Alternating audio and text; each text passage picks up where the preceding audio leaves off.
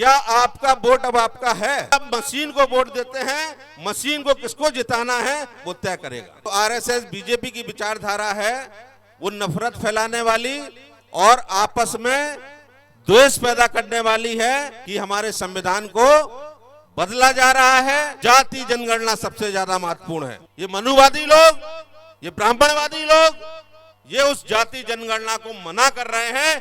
धर्म तंत्र है, धर्मो रक्षति धर्मा का जवाब केवल और केवल शिक्षा व्यवस्था है। यूजीसी ने जो नोटिफिकेशन ये दिया है उसका भी विरोध हमको करना ही करना पड़ेगा। कुलपतियों में भी आरक्षण और राज्यपाल में भी आरक्षण होना जरूरी है, तभी हम लोग अपने देश को बता सकते हैं।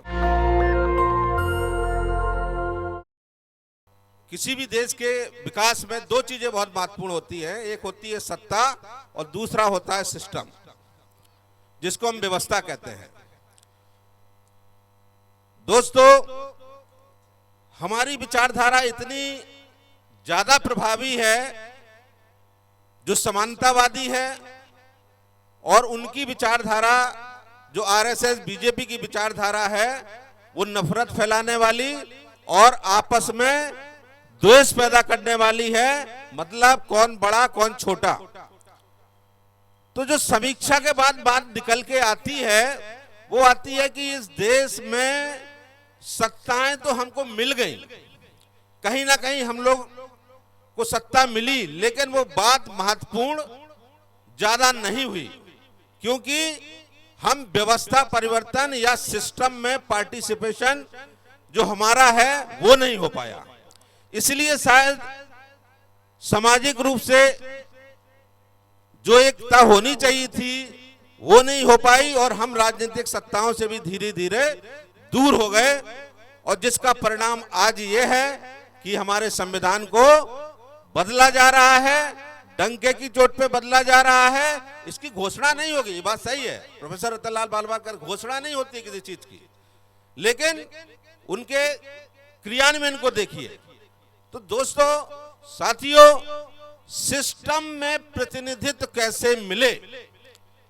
हम आप जितने बुद्धिजीवी लोग हैं और जो सिस्टम में भागीदारी करते हैं, तो हम लोग भी कोई आंदोलन करते हैं, अपनी बात कहते हैं, तो आपको कहीं ना कहीं निराशा एक मिल रही होगी। और वो क्या है कि आपको सपोर्ट करने वाला सिस्टम में कोई नहीं है, जिससे आप लड़ाइयां हार रहे हैं।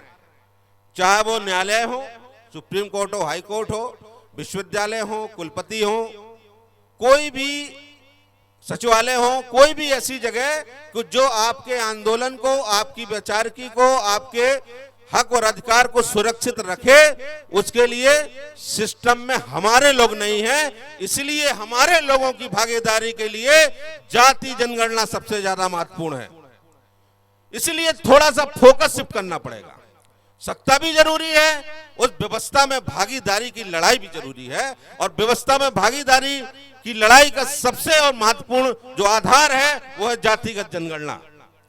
इसीलिए ये मनुवादी लोग, ये ब्राह्मणवादी लोग, ये उस जाति जनगणना को मना कर रहे हैं, क्योंकि इनको पता चल गया। अभी तो आपस में लड़ा देते हैं ना कि वो खा गया, यादव खा गया, जाटव खा गया, एक्स खा गया, वाई खा गया, ठीक है, और क्रीमी ले आए,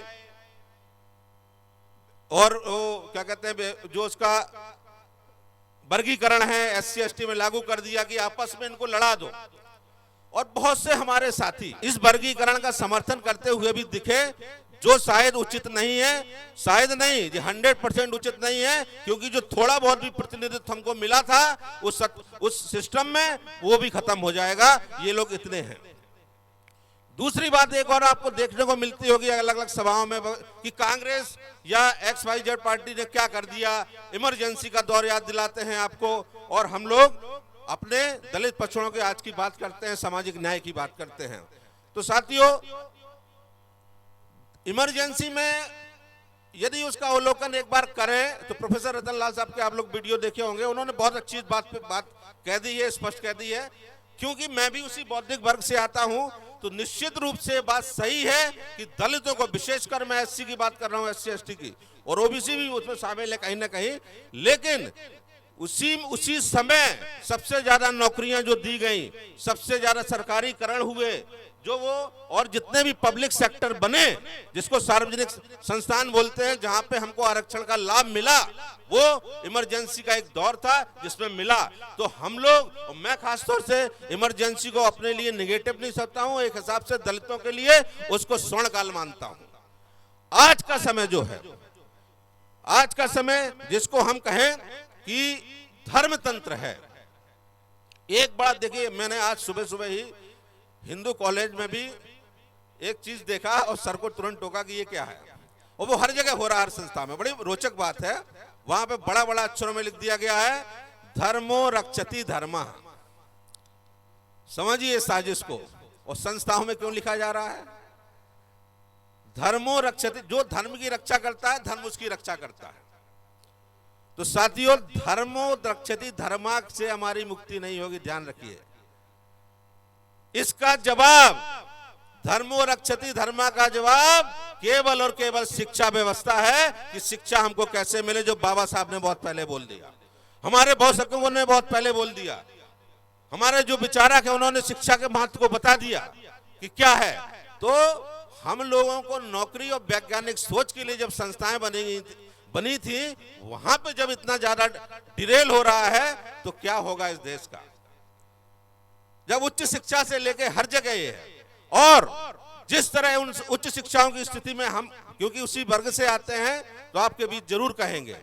एक उन्होंने एक नया चीज और इनडायरेक्ट रूप से, मैं खासतौर से जो हमारे माननीय सांसद महोदय और खासतौर से बिशन साहब बैठे हुए हैं, जरूर प्रोफेसर ऑफ प्रैक्टिस एक नई नियुक्ति इन्होंने लागू की है विश्वविद्यालयों में, प्रोफेसर ऑफ प्रैक्टिस, जिसका केवल और केवल क्राइटेरिया जो है वो क्या है कि आप ईमेल में एप्लीकेशन सेंड करिए और वो अपने हिसाब से नियुक्ति कर लेंगे। और कैसी नियुक्ति? 5 साल के लिए, उसको बढ़ाया भी जा सकता है भविष्य में। तो ये क्या है? ये भी लिटरल एंट्री विश्वविद्यालयों में होने जा रही है। इसमें आरक्षण का नियम कहां है? किसको भर्ती करेंगे वो कौन नहीं जानता है। तो अप्रत्यक्ष रूप से भी जो उनके जो नकारा लोग हैं, जो केवल नफरत फैलाते हैं, उनको भी विश्वविद्यालय में प्रवेश का दूसरा दरवाजा रास्ता खोला जा रहा है। साथियों, इस आंदोलन के लिए बहुत जरूरी है कि हम लोगों को इकट्ठा होना पड़ेगा, और यूजीसी ने जो नोटिफिकेशन ये दिया है उसका भी विरोध हमको करना ही करना पड़ेगा। इसके बाद मैं एक और महत्वपूर्ण बात सर आप लोगों को सामने शेयर करूंगा।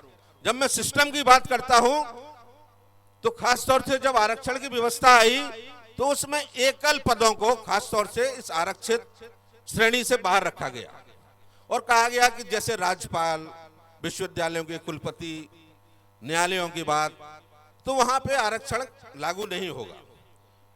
उसका खामियाजा पिछले 10 साल में दिख रहा है, स्पष्ट रूप से दिख रहा है कि क्या है। आपका कुलपति गड़बड़ करता है, आप शिकायत करते हैं राज्यपाल को, जो एक चैनल है, संवैधानिक जो चैनल बनाया गया था, वहां से, क्योंकि उसके द्वारा बनाया हुआ है, तो वो कुछ नहीं, आपस में सब मिली भगत चल रही है, पूरे देश में मिली भगत चल रही है। तो सबसे पहले मैं हर मंच से बात कहता हूं कि जो भी हम लोग अपनी लड़ाई जब लड़ रहे हैं और जीतेंगे, तो राज्यपालियों में भी राज्यवार रोस्टर वाइज आरक्षण जब तक लागू नहीं होगा, SC ST OBC के राज्यपाल नहीं बनेंगे, तब तक वो कुलपति भी नहीं नियुक्त नहीं करेंगे। इसलिए कुलपतियों में भी आरक्षण और राज्यपाल में भी आरक्षण होना जरूरी है, तभी हम लोग अपने देश को बता सकते हैं। तो इसलिए ये जो आरक्षण की लड़ाई और प्रतिनिधित्व की लड़ाई है, इसको भी हमको लड़ना जरूरी है। इसके बाद सत्ता परिवर्तन की जब बात करते हैं, तो बाबा साहब ने कहा था कि वोट का अधिकार लोकतंत्र का सबसे बड़ा अधिकार है। उस वोट के अधिकार में राजेंद्र पाल गौतम जी ने भी बहुत अच्छी बातें कर दी और पूरी उन्होंने बता दिया, उसका चीर हरण कर दिया और बता दिया कि क्या सिस्टम में कमी है। तो सही में ईमानदारी से विचार कीजिए, क्या आपका वोट अब आपका है? ईमानदारी से सोचिएगा। केवल और केवल आप मशीन को वोट देते हैं, मशीन को किसको जिताना है वो तय करेगा। शायद गौतम जी से एक बात छूट गई, मैं कह देता हूं, पढ़े लिखे लोग हैं सब लोग। एक बात केवल कह दूंगा, अपनी बात खत्म करूंगा कि सब लोग जब पढ़े लिखे हैं तो कंप्यूटर का नाम जानते ही होंगे। कंप्यूटर के 2 सिस्टम होते हैं, एक हार्डवेयर, एक सॉफ्टवेयर। सॉफ्टवेयर के जो विशेषज्ञ हैं उनसे कोई सॉफ्टवेयर बनवाया जाता है तो प्रोग्रामिंग तय होती है, उससे क्या होता है, प्रोग्रामिंग क्या होगी। यदि हम कंप्यूटर में सॉफ्टवेयर ऐसा डाल दें कि 2 + 2 की गणना वो 5 करेगा तो 5 ही करेगा। तो ईवीएम का खेल भी यही हो, सॉफ्टवेयर का खेल है कि आपको कब कई लेवल पे गड़बड़ियां हैं, लेकिन जो सबसे बड़ा है जिसलिए छूने नहीं दे रहे हैं, उसको चेकिंग नहीं करने दे रहे हैं। तो साथियों, हमको इस अपने अधिकार को भी बचाना है, इस लड़ाई को भी बचाना है और ईवीएम के खिलाफ खासतौर से ऐसे राजनीतिक दल, ऐसे सामाजिक संगठनों को जरूर सपोर्ट करना चाहिए जो ईवीएम की लड़ाई लड़ रहे हैं। और राजनीतिक पार्टियों से भी अपील करने का इस मंच से मैं भी निवेदन है कि वो भी सड़कों पे आए। जब तक सड़कों पर नहीं आएंगे तब तक कोई परिवर्तन अब इस देश में संभव नहीं दिख रहा है। तो इसलिए साथियों, इस आंदोलनों को और आगे ले जाना है।